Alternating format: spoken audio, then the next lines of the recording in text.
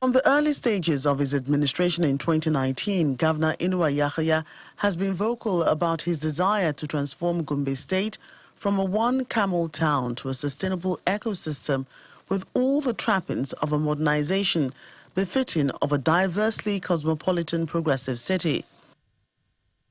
Backed by the political will to shift things in the direction of the dream, massive work to restore BAP 4 layout, allocated some 50 years ago, became the center of attention, matched with construction of roads and gully erosion control projects.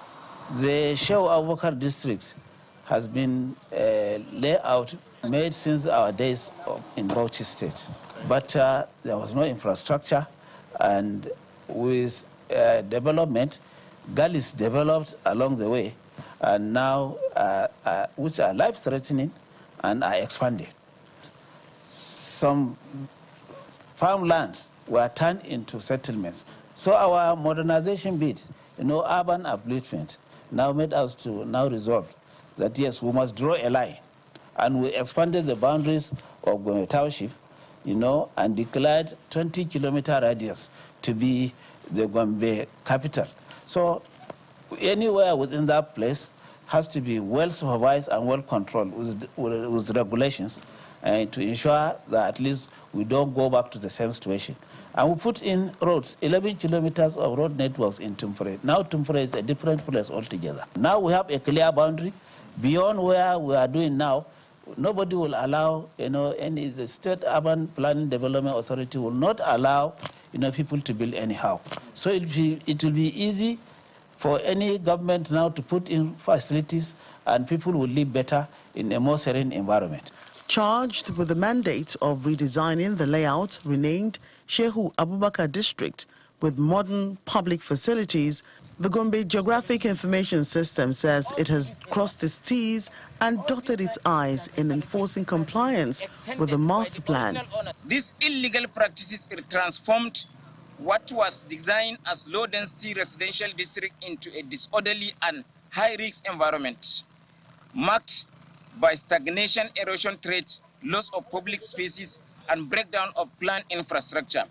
Despite the ravaging damages, the scale of distortion and the far-reaching irregularities discovered, His Excellency Governor Muhammadu Inihaya demonstrated exceptional fairness, restraint, and compassion.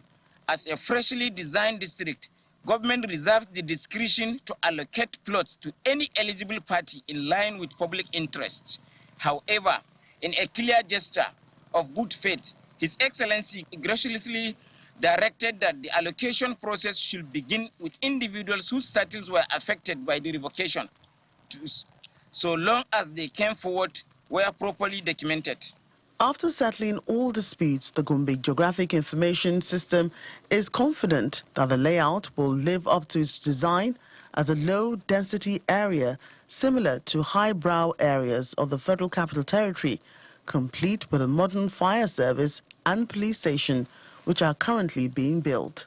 The government has allocated the recovered institutional space to key institutions, including the State Emergency Management Agency, the Bank of Industry, and the West African Examination Council, among others, in the interest of development and public service delivery.